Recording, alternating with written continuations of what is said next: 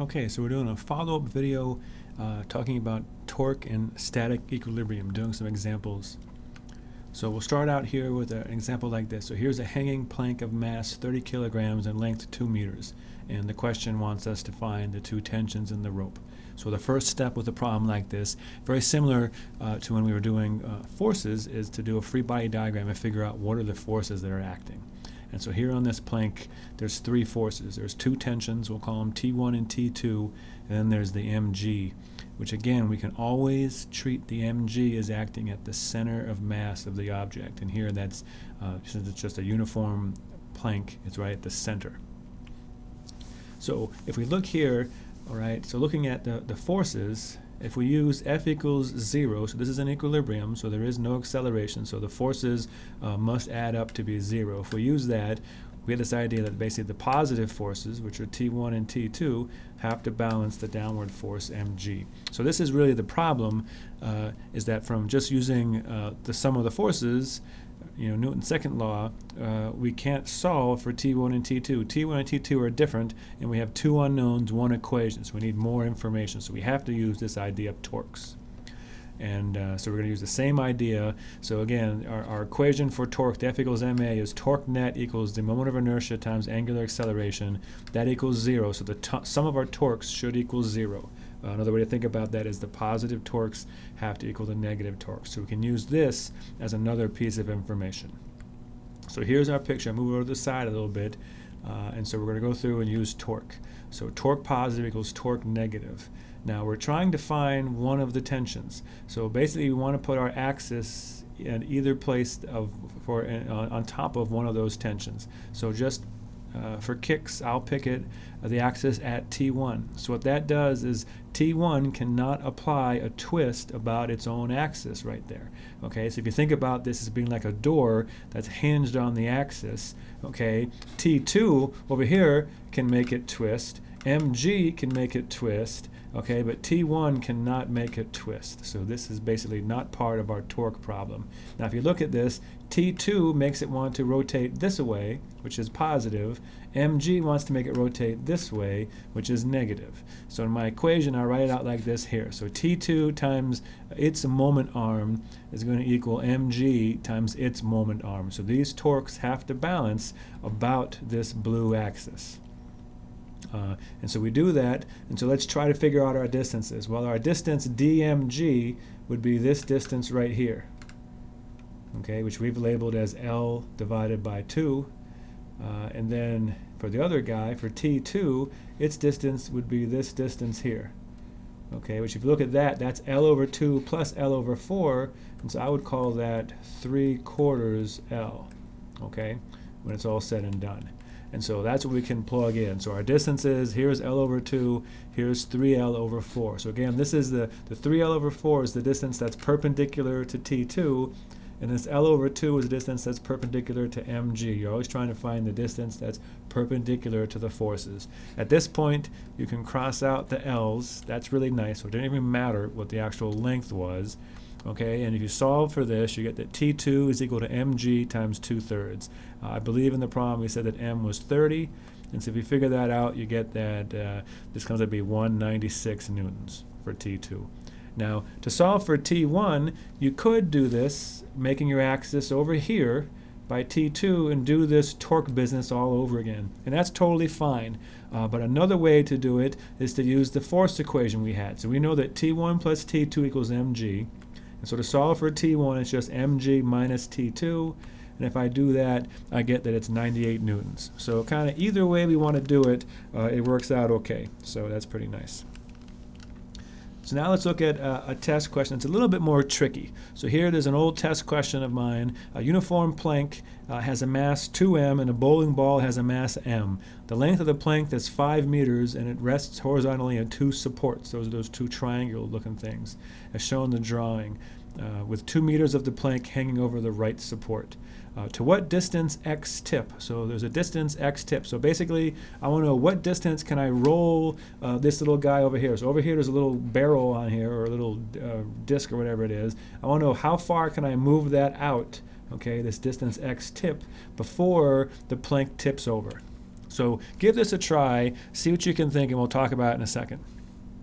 Okay, so you've given this a try. So the answer is 1 meter. So if you got it, that's great. If you didn't, let's go through this and talk about it. So here's my picture. So again, where do we start? We start by looking at the forces. Here's the forces. So I'm going to call the two forces of the supports F1 and F2 acting upwards. Okay, then we have the force of the plank, which is 2m times g, and again, it acts right at the center of the plank. And there's one more force, and so basically this little barrel or whatever the heck it is, okay, that's got the force it's applying down is the force of gravity. Okay, it does it through a normal force, but basically the force that the plank is going to feel is the mg of that barrel. So we have 4 forces, okay? And so I'm going to say make the axis here. Why do I do that? Well, because that's the axis that it'll tip over.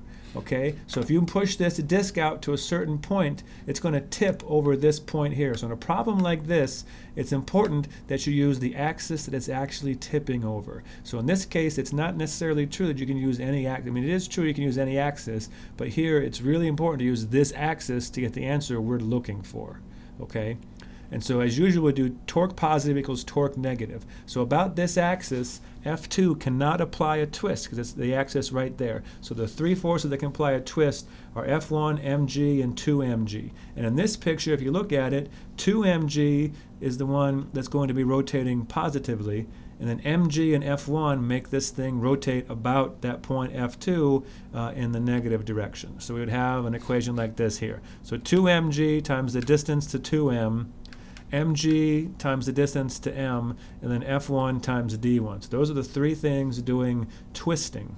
Now, here's the tricky part. Okay, whenever you have a problem where something's tipping like this, basically what that means is one of the forces in your equation will be 0. And so in this case here, okay, the point where that barrel is out to a distance x tip, where it's just about to tip, at that point, F1 will be 0. Okay, so think about this for a second and convince yourself. But if this is about to tip, okay, the force F1 will be 0. And what that means is when F1 is 0, that means that these two torques are exactly balanced. Okay, for a split second, these two can be exactly balanced. Now, if I push the X tip out a little bit further, it won't be balanced anymore and it'll tip.